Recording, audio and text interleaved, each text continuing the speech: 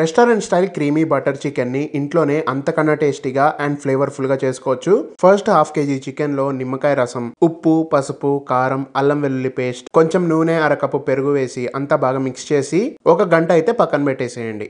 ఇప్పుడు ప్యాన్ లో వెన్న, నూనె, ఉల్లిపాయలు, పచ్చిమిరపకాయలు, టొమాటోలు, కలర్ కోసం కొంచెం బీట్రూట్ ముక్కలు, జీడిపప్పులు, బిర్యానీ ఆకు, తక్కువ క్వాంటిటీస్ లో మసాలా దినుసులు అంటే చెక్క, లవంగాలు, యాలకులు వేసి మిక్స్ చేసుకుని మూతపెట్టి ఒక 5 నిమిషాలు అయితే ఫ్రై చేసుకుని ఆ తర్వాత ఇవి మునిగేలాగా వాటర్ పోసుకుని కొంచెం కొత్తిమీర కాడలు వేసి మళ్ళీ ఇంకొక 5 నిమిషాలు అయితే కుక్ చేసుకోవాలి. తర్వాత స్టవ్ ఆపేసి చల్లారాక స్మూత్ పేస్ట్ చేసుకుని ఆ పేస్ట్ అయితే వడపోసుకుని పక్కన ఉంచుకోవాలి. ఇప్పుడు కడాయిలో మళ్ళీ వెన్న, మ్యారినేట్ చేసుకున్న చికెన్ వేసి ఇలాగా బటర్ అంతా సపరేట్ అయిపోయేంత వరకు కుక్ చేసుకుని చికెన్ పీసెస్ ని తీసేసి మనం గ్రైండ్ చేసుకుని వడపోసుకున్న గ్రేవీ కూడా ఇందులో వేసేసి గ్రేవీలోకి సరిపడా ఉప్పు, కొంచెం కారం వేసి అంతా మిక్స్ చేసుకుని ఒక 100 ml నీళ్లు పోసి ఒక 5 మినిట్స్ మీడియం ఫ్లేమ్ లో కుక్ చేసుకోండి. తర్వాత కుక్ చేసుకున్న చికెన్ కూడా వేసి ఇంకొక 8 to 10 మినిట్స్ మీడియం ఫ్లేమ్ లో కుక్ చేసుకోవాలి. తర్వాత ఫ్లేవర్ కోసం 1/2 teaspoon garam masala, 2 tea స్పూన్ల వెన్న, కొంచెం క్రీమ్ వేసుకోవాలి. క్రీమ్ అయితే నేను చూపిస్తున్న పద్ధతిలో వేసుకోండి. కర్డల్స్ ఫామ్ అవ్వకుండా స్మూత్ గా ఉంటుంది గ్రేవీ. తర్వాత 1 టీ స్పూన్ కసూరి మేతి వేసి గ్రేవీ కరెక్ట్ చిక్కదనం వచ్చాక